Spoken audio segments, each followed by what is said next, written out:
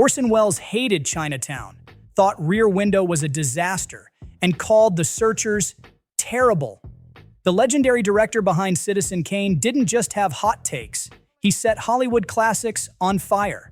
These are the 10 films Welles thought were overrated, schlocky, or downright dreck. It's the most iconic Western of all time, or so everyone says.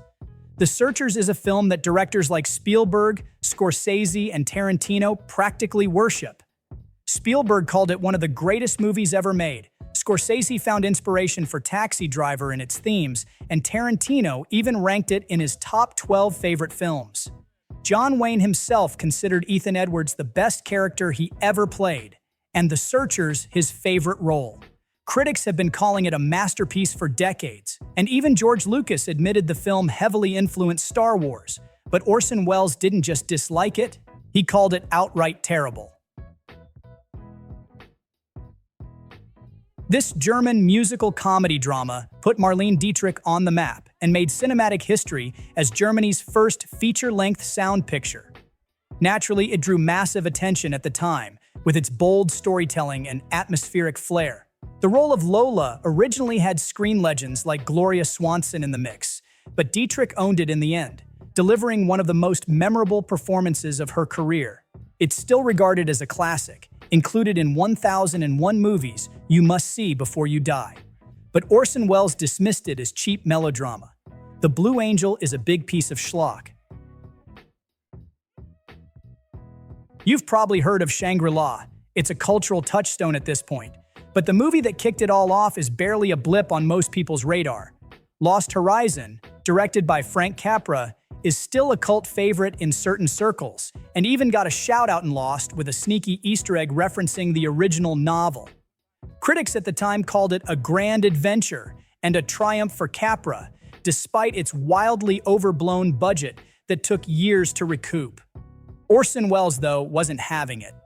"The only really bad Frank Capra picture I've ever seen," Welles said, tearing into its absurdity. "I screamed with laughter." Not exactly a glowing review. Say what you will, but Sayonara tried to do something bold for its time, tackling racism and the stigma against interracial marriages in the US military.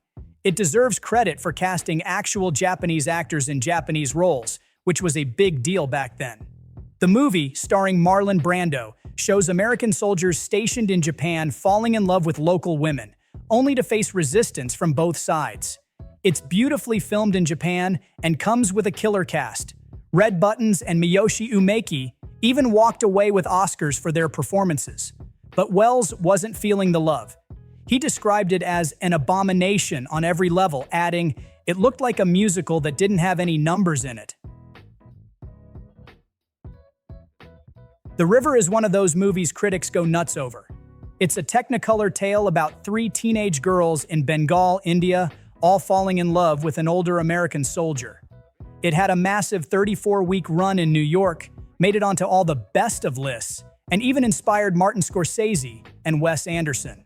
Scorsese loved it so much, he showed it to Anderson, who later credited the film as inspiration for the Darjeeling Limited. High praise all around. Orson Welles, however, not buying it. "Very bad picture," he said bluntly, calling it greatly overpraised. Now this one might sting a little.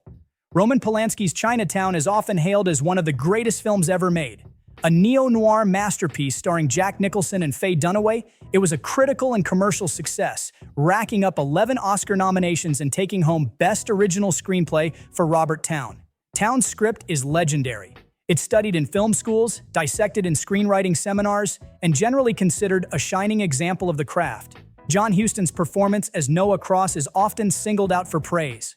Robert Towne himself once said Huston was the second best cast actor in the film after Nicholson. But Orson Welles absolutely tore into Huston's performance, calling it John Huston at his worst.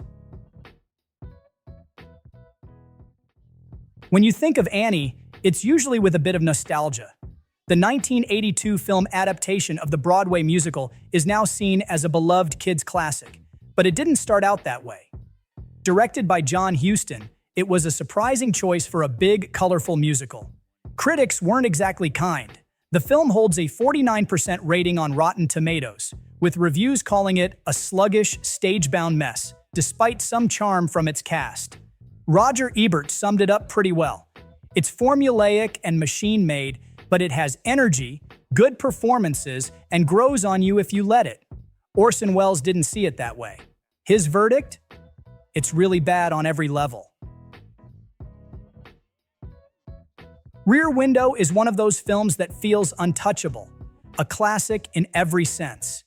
Directed by Alfred Hitchcock, it's a mystery thriller about a wheelchair-bound photographer who spies on his neighbors from his Greenwich Village apartment. When the movie premiered in 1954, it was an immediate success, receiving 4 Academy Award nominations and grossing $37 million. Massive for its time. Adjusted for inflation, that's over $430 million today. Critics call it one of Hitchcock's finest works, and many still consider it one of the greatest films ever made. But Orson Welles once called it one of the worst movies I've ever seen.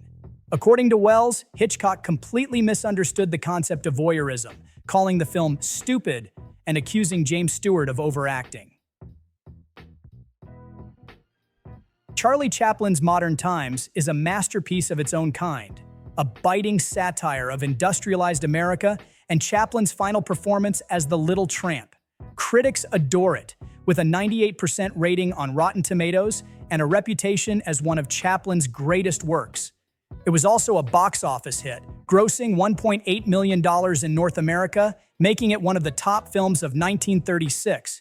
Even the Vatican couldn't ignore its influence, naming it an important work of art in 1995. But none of this impressed Orson Welles, who thought it was coarse, vulgar, and devoid of any redeeming moments. Michael Powell and Emmerich Pressburger's The Red Shoes is one of the most celebrated British films of all time. The story follows a ballerina, played by Moira Shearer, as she's forced to choose between love and her career under the manipulative gaze of the head of a world-renowned ballet company. The film won 2 Oscars and still regarded as a cinematic masterpiece, named one of the greatest British films ever in multiple polls. But Welles couldn't stand it, and his distaste wasn't just about the film, it was personal. Welles outright hated Powell and Pressburger, calling them overrated and untalented. He said, "To me, they never made a good film.